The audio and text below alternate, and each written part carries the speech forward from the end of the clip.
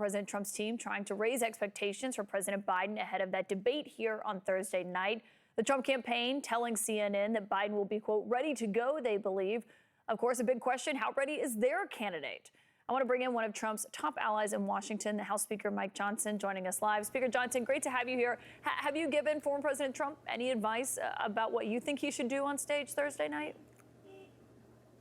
Well, I spent some time with him over the last week, and I can tell you he's in a great mood and a great place, and I'm looking forward to the vision that he's going to cast for the country on Thursday night. I think it'll be a big night for him, and I think there'll be a stark contrast between his vision for America, this very positive vision that he wants to cast, and with really, I think, the terribly weak record of President Biden. It's hard to hide from. I think that contrast will be a stark one. Yeah, you've previously said that you have seen a cognitive decline in President Biden, but don't you worry that you and fellow Republicans have set the bar pretty low for him? Look, I just tell the truth, Caitlin. I mean, I have no personal animus against Joe Biden, of course. I respect the office, but, you know, I've just acknowledged what everyone sees. We can't help how we age. Everybody ages differently at a different pace. My father-in-law is the same exact age as President Biden, but he's on his A game. He works 12 hours a day, runs his small business that he's been running for years, and he's vibrant, and he can do almost anything seemingly. And President Biden cannot. I mean, that's what people see. And so it's a dangerous thing. I take no pleasure in saying it because our adversaries see that as well. And, you know, I think it's going to be a very interesting contrast between these two men. And the interesting thing about this race, Caitlin, is that both of these men have been president. So you can ignore the rhetoric, you can ignore the talking points, you can look at the record of these two men, and I think that's a really important one as well. But do you think some of the rhetoric, Speaker Johnson, I mean, just knowing you and how you conduct yourself, do you think some of the rhetoric is out of line when people from Trump's team are suggesting that Trump himself, that Biden is going to be on cocaine when he's on that debate stage Thursday night? Look, there's a lot of things that are said in jest. Of course, no one expects that Joe Biden would be on cocaine, but they do ask questions, and I think they're objectively, I mean, I think it makes sense why people are asking, will he be on some sort of energy drinks or something, okay? Look, his energy levels, you can see, vary depending on what format he's in and what forum, and, you know, we expect that he'll do what he did at the State of the Union. He had a lot of energy that night, so that's the Joe Biden I expect to see. The question is, can he stay for 90 minutes on that stage and go toe-to-toe with President Trump, who, as you know, goes to rallies and talks for 2 hours on end without any break and any notes. So it'll be a very interesting thing to see. Yeah, I mean, the allegations just about drugs have just been, frankly, ridiculous and obviously are baseless as well. But let me ask you about something that's happening on Capitol Hill, because you've vowed previously to push back on Donald Trump's prosecutions. You suggested that the funding of the special counsel's office could be an opportunity for that. But Republican appropriators are not attempting to defund Jack Smith in their latest proposal today. How come? Well, there's a lot of talk about how we get control of the out-of-control special counsels, and I think that many of the abuses that we've seen in the system.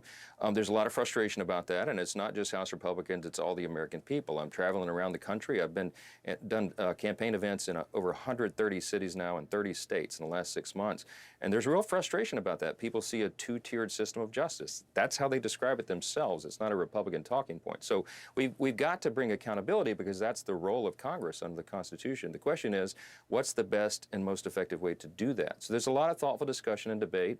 The underlying bill doesn't have the provision in, but there may be amendments. But we have to look at what is actually a lawmaking exercise and not just a messaging exercise, because the times are too important. So a lot of ideas on how to do it. The jury's still out. We'll see. It's not in the underlying bill. I mean, an amendment could be added, but if you really wanted it, you would just put it in the underlying bill. But if it is ultimately in there, is that just a messaging tactic, because it's not actually going to go anywhere and defund the special counsel's office? No, look, it's not a question about what we want. We definitely want to bring the special counsel under control, but there's differences of opinion, even among House Republicans, on the best way to do that. Do you defund the entire special counsel? Do you believe that you can do that, that you have the ability to do that?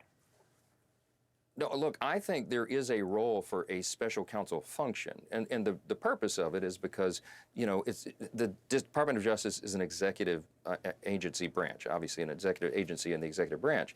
And sometimes there's a conflict of interest. Let's say, for example, Republicans may want to investigate something that Joe Biden did, after he's in office, like they've done with President Trump. We have a special counsel right now that's working on the Hunter Biden matters. The reason you have special counsels is because sometimes there's a conflict of interest within DOJ and the White House. So it has an important function, but it has been abused. I mean, I think Jack Smith has abused his position and what he's done, and I think that bears investigation. I think the funding streams is an important part of that, and that's what Congress is very carefully and deliberately debating. How do you solve the problem without creating a bigger one? And that's what we're going through right now. But are you still debating it if it's not going to be in that underlying proposal that came out from the House Appropriations Committee tonight? I mean, you previously suggested that would be a way to go after Jack Smith. So do you not believe any longer that that is a way to go after the special counsel's office here?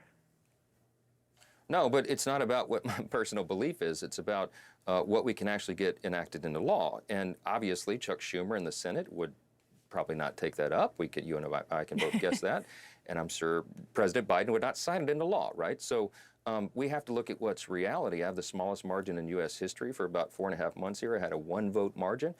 We are now at 3 because we had a new member take an oath of office tonight, a new Republican. So yeah. I'm excited about that. But look, it's the reality of the math that I've got to deal with every day, and what can we actually get enacted. We're trying to get appropriations bills done that reflect our priorities, and if we have things in there that make that tougher, we've got to carefully debate and consider those. That's what's happening right now. That's part of the process. I mean, we've seen that playing out. Marjorie Taylor Greene tonight was saying it was a complete and utter failure of the Republican-controlled House by not doing that. She said she let you know that. But let me ask you about something else, Speaker Johnson, because we understand this evening that the House of Representatives is weighing in and actually taking an official position on what we're on the verge of seeing happening on Monday. Steve Bannon reporting to prison for defying a congressional subpoena and failing to respond to that.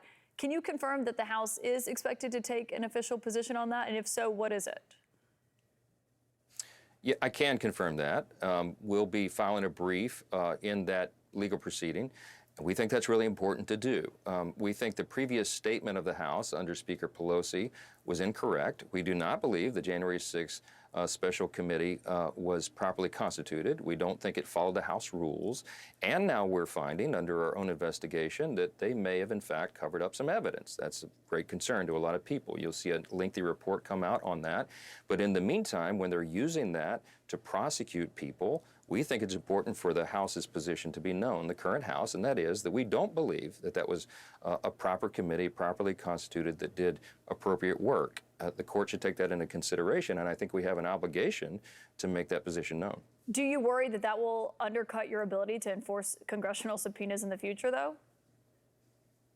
No, not at all. You got two totally different matters. I mean, we're going to court, by the way, to enforce the subpoena against Merrick Garland. The Judiciary Committee is going to proceed in the court to make sure that the audio tape of the lengthy interview with the special counsel and President Biden is turned over to Congress. We have a right to see it. In fact, we have an obligation, a necessity to hear that audio, to make sure that it matches with the written transcript that Merrick Garland, the Attorney General, turned over to the House. Okay. You know, you got a conflict between the two branches. We're using Article 1 of the Constitution as we're supposed to do. And of course, Steve Bannon was no longer working in the executive branch when he had his subpoena for the time period that it was relevant to. We'll see how this pans out, how the Supreme Court takes it. House Speaker Mike Johnson, thank you for your time tonight.